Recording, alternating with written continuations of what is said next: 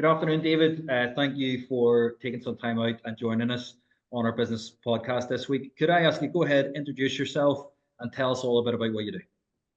Yeah, thanks very much, Scott. Appreciate the opportunity.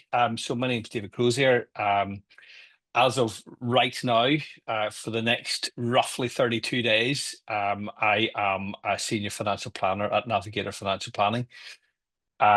We help people. I'll talk about the two groups of people that we tend to work with. We help people make sense of their finances.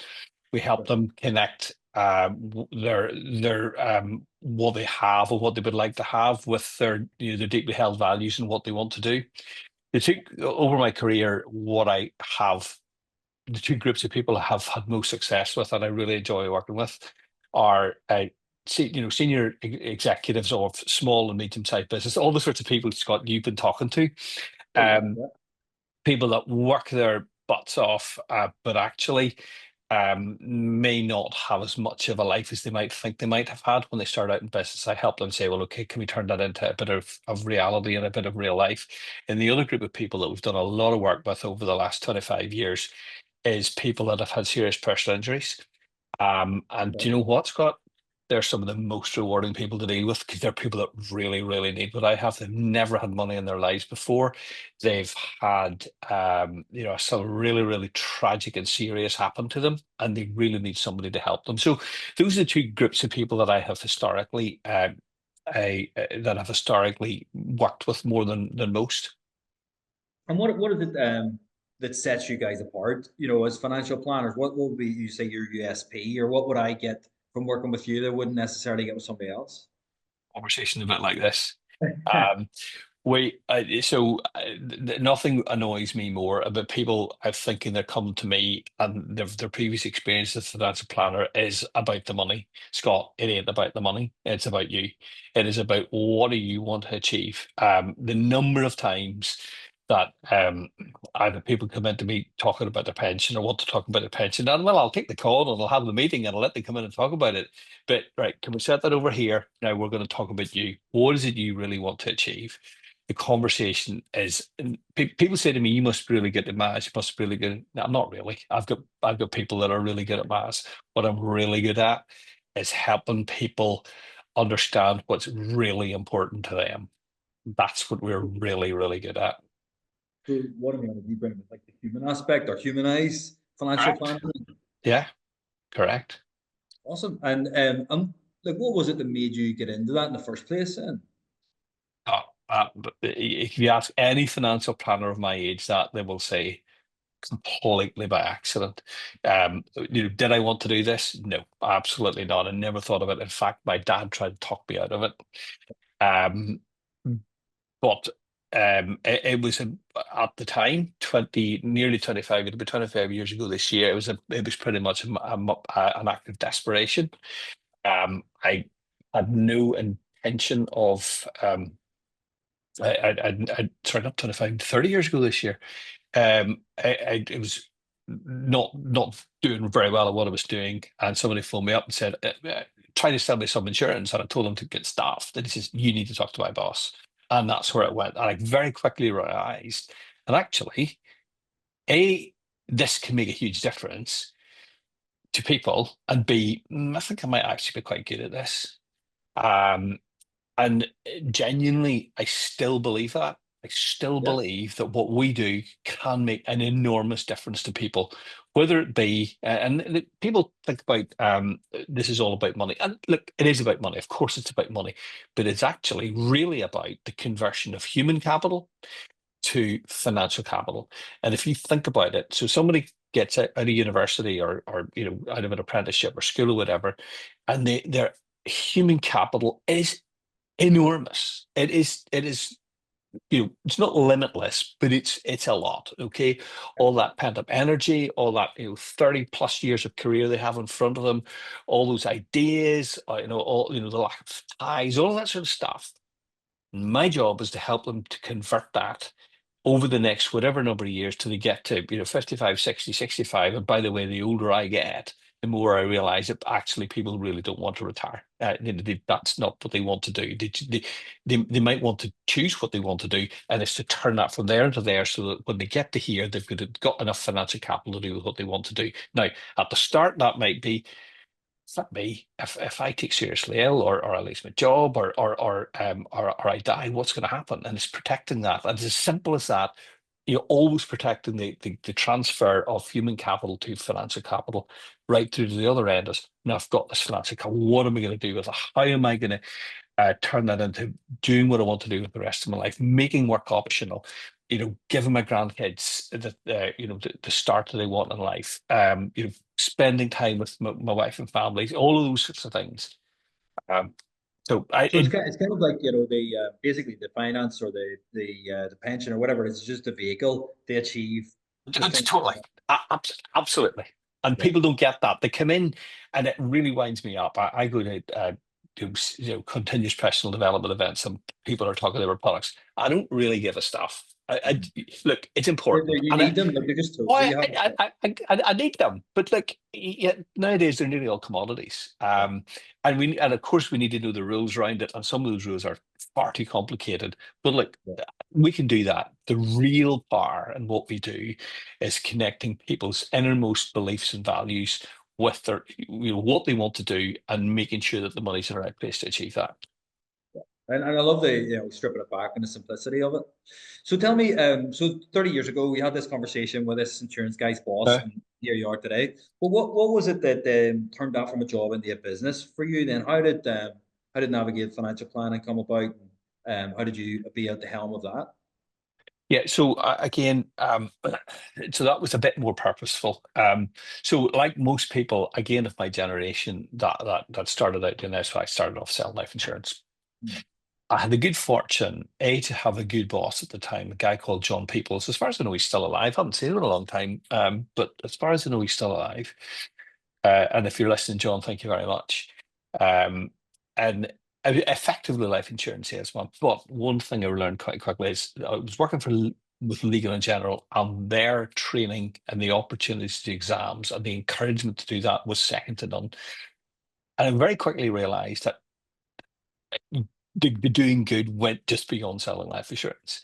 So from there, I was the first certified financial planner in Northern Ireland. And I realized, hold on, there's a light bulb moment. There's a better way of doing this, and it's not Okay. selling it. So right now, or 30 years ago, and for some people, it is still very much, if I don't sell you something, I don't get paid, and that's wrong, Yeah. because I should be able to sit down. The advice I give you is in itself valuable. Yeah. The coaching, the training, all of that sort of stuff, the emptying of your head and turning it into words and figures and pictures is is valuable. So I should be able to charge you for that. Worked out, there's a better way of doing this. Uh, Guy I was working for the time actually was talking to me today. I won't repeat his name because that wouldn't be fair. But he said, nah, that's not going to work. And we actually parted ways in very, very good terms. And he's a good friend of mine to this day. We actually meeting for lunch next month. And I set up the first fee-based financial planning in Northern Ireland in 2004. And that was, 10 years before we had to. Nowadays, everybody has to do that. We have to charge Yeah. fees for our work, but that was 9 years before we had to. Um, and it was that vision that there's a better way of doing this, and it should not. Scott, if you come to me, I should not have to sell you a product in order to Yeah. Yeah. feed my family. Yeah. Because I mean, it's about you then, not about them, which is in contradiction to Correct. everything you said thus Correct. far. So I like that. It's cool. Exactly right. So that was and the name is an interesting one because we had decided to do it, and we there is a story here. It's worth telling the story. So we built the house in which I'm now sitting, and we moved into it in May 2003, and we didn't have the money to build a garage. Okay. Right, it's on the plans. We'll do that later. And that was the May.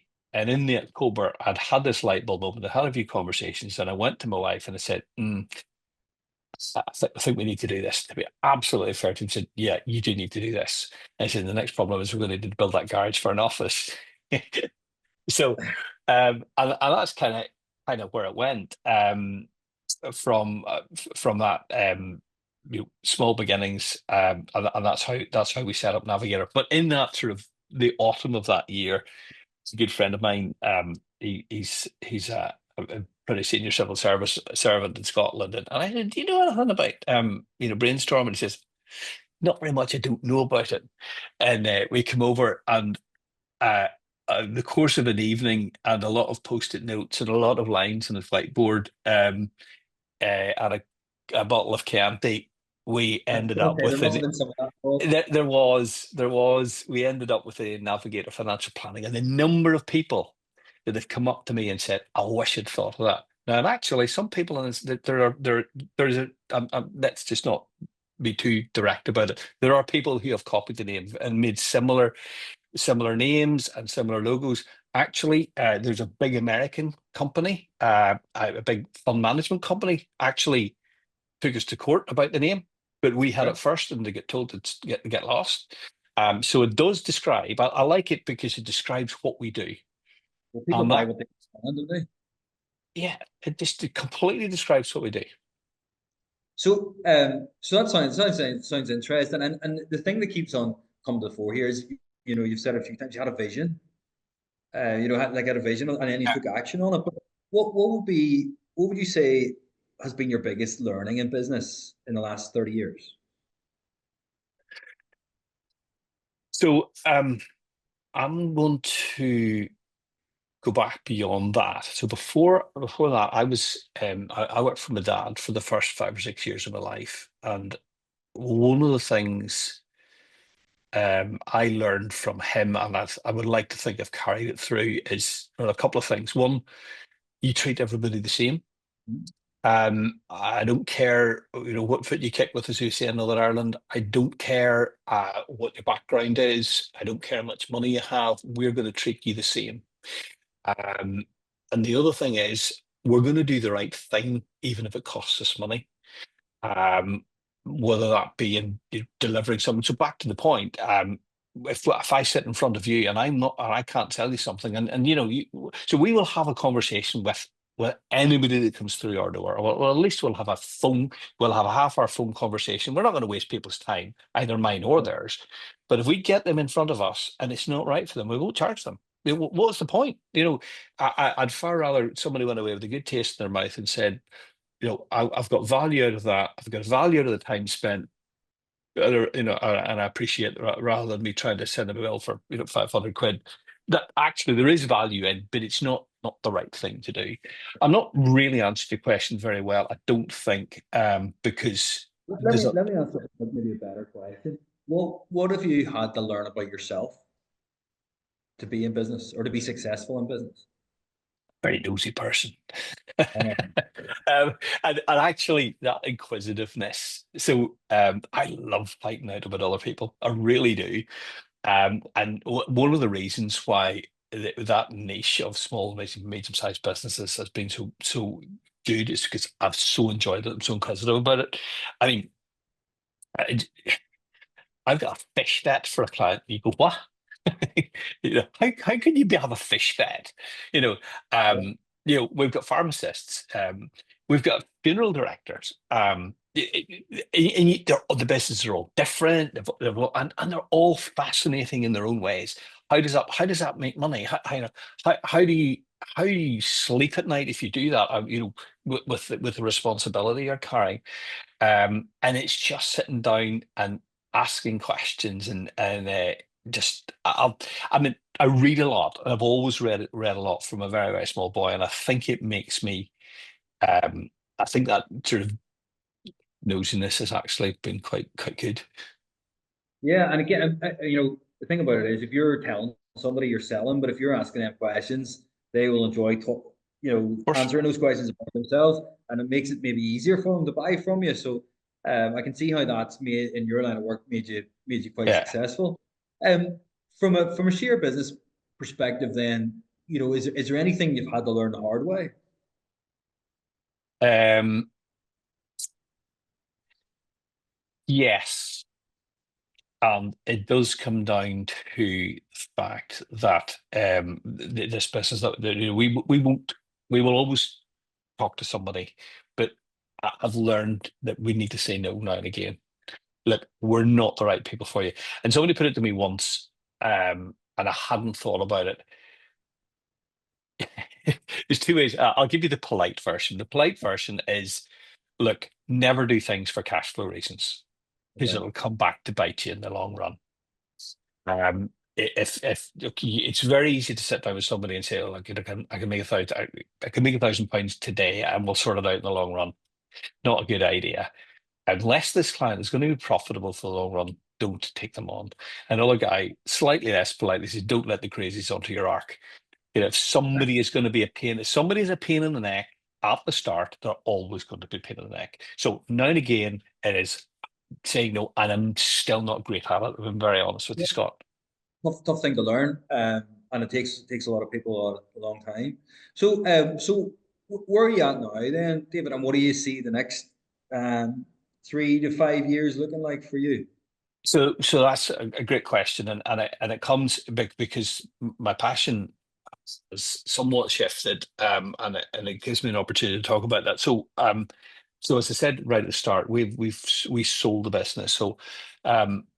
So I ate a bit of my own dog food 7 or 8 years ago, and we did some financial planning, and we decided that the sensible thing to do was to get the business to a point where it was sellable. Now, we ended up selling it probably sooner than we expected, but you know, it is what it is, and actually, I'm very happy with the business we sold it to. Now, that business has in turn sold to a bigger business, so we're actually now part of Succession Wealth.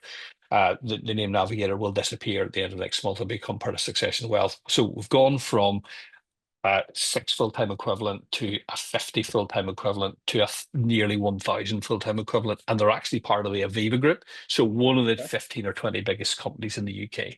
I'm actually really happy about that, given all the choices, because if you sell to venture capital or private equity, sooner or later they're going to turn it, they're going to strip it out. And so you sell to Aviva, they're not going to do that. Who are they going to sell to? They're their value chain. So to answer your question, what do I see my role? So in terms of what the Navigator, our core proposition and what we offer to our clients, that's not going to change, and the personnel is still there. But what I have been increasingly wound up about, passionate about, and Succession have said, hold on a minute, we don't know anything about that. Can you help us with it? Is the responsible investing. And you can say, well, what on earth's that? So people, back to this point about what are people's core values. And the simple fact of the matter is, if you ask most people, and this is not me, this is the FCA did some work on this about 18 months ago, and over 80% of people, if given the opportunity, not only want their money to do well, they want it to do good, if given the opportunity. Yeah. And we're terrible at it. I don't mean me, I don't mean our business, I mean our profession is shocking at that. We're terrible at it. We're not honest about it, we're not transparent about it, not deliberately dishonest. If you understand the difference between not being honest and being dishonest, we're starting from a position of ignorance. We think this is just not the thing. You can either invest or you can do good. That is just not true.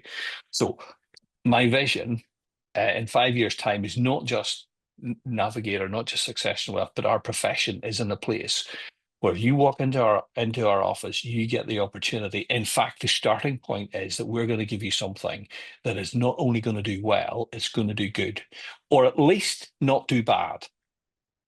No, That sounds it's a great vision, and I can see how everybody can get behind it and get enrolled in it and help you with it essentially. yeah. Well, you would think, but I mean, listen, I don't want to get political. I'm sure you don't want me to get political on your podcast, but there's a certain segment of a society that just doesn't believe this is an issue. But like I frankly do, if I was starting again, if I was 20 years younger, I would be starting a business that said, this is my door. Don't come through it unless you want stuff, unless you want investments that are they're at least in some sense responsible and take account of the planet, of the people on it, of the inequalities in society, and all those things. So those are the people. That's what it's Those are the people. like. Let me. Sorry, Scott, but Sorry, to go go on, back to who am I looking for? Those are the people I'm looking for now, as clients and as planners that are interested in this. Sorry. and that's what I say. That's got to attract the right people. If you did put that sign above your door, it's got to, because you're not in business to be Totally. everybody. But if Yeah. you attract the right people, then you're going to do better business, Yeah. and everybody will be happier for it. So sounds very cool. And that's what, I don't know if you've ever heard of a BHAG, but the change in industry is Yeah. Yeah. definitely a big, hairy, audacious goal. So I wish you well with Yeah. Yeah. that. So look, I always like to finish on this question, David. If you could go back and speak to an 18-year-old David, what piece of advice would you like to give him? I know a bit more often. Say no a bit Oh, more. definitely. Say no. Say no a lot more often. I heard an interview with do you know who Athol Gawande is? No. Check him out. Check Yeah. this man out. He's a surgeon, a US surgeon, and he's written a series of books. They're medical books, but actually they're applicability. I think Probably I about might. 50-60% of them are of applicability to business. Check this manifesto. But I heard him speaking the other day, and he's almost the same age as I am, Okay. um, which I didn't know to hear this. And he said, before 40, say yes to everything. Because you Okay. don't know what your passion is, you don't know what you're good at, you don't know what you're going to do. After 40, say no to everything. Say no, say yes to everything before, say no to everything after. Accept the thing you want to do. Yeah. Which I think is really powerful. When you frame it like that. After then, you've got limited amount of time, and you can focus that. Say, I'm really good at this. I really enjoy it. I can make a difference here. So I would go back and I would say no. I would say no to more things more quickly. Well, listen, that was really insightful. I can tell your passion for what you do, and I think it's courageous, to take on such a massive goal after essentially selling your business. So, look, I will watch and wish you well with what you're trying to achieve, and thank you again for coming on today, David. Thank you. Thanks for your time, Scott.